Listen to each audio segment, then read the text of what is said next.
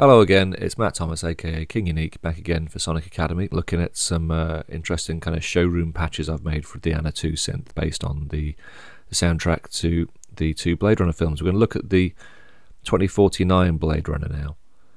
This soundtrack is a guy Benjamin Wallfisch and Hans Zimmer worked on this one, and they've pulled out the CS80 again to kind of echo on the Vangelis thing. There's a few motifs carried through, the massive reverbs, the CS80, the chimes, they've all carried through, but there's some sort of marked differences.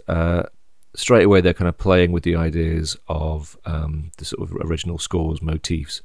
So instead of these CS80 brass notes that sort of then trail and fall downwards, there's a lot of use of kind of CS80 and similar sounds that sort of pitch bend up into the desired note. So there's a lot of this kind of siren-y sort of sound, which is an integral part of the soundscape. The use of percussion, I mean, it is 2017 now, and pretty much every Hollywood film has a surplus of what I call the sort of badada badada badada badada scoring, which is just endless sort of smashing, bashing percussion. Blade Runner is actually quite muted compared to something like Mad Max, which is just like a 2-hour drum roll. But nonetheless, there's still kind of percussive elements in the soundtrack more than in the original Blade Runner. And the synths they're using, apart from the CS80, they're using some Yuhi stuff, a Diva and a Zebra the modulator, some quite kind of complex twisty sounds.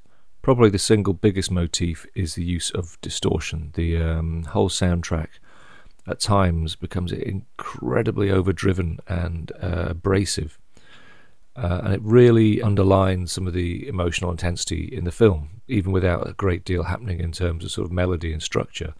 There are simply sort of surges of textures and sonics that are so raw on the ear. It really kind of creates an awful lot of tension in the film.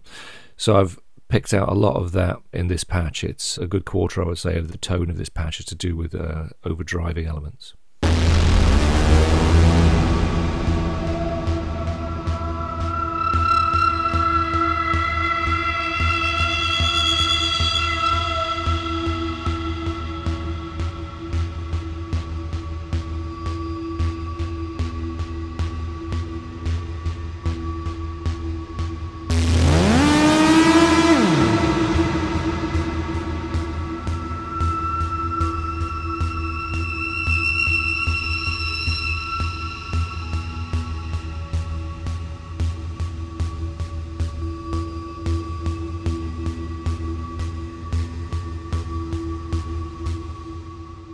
So I'll go through now, isolate each of those parts and show you how that's put together.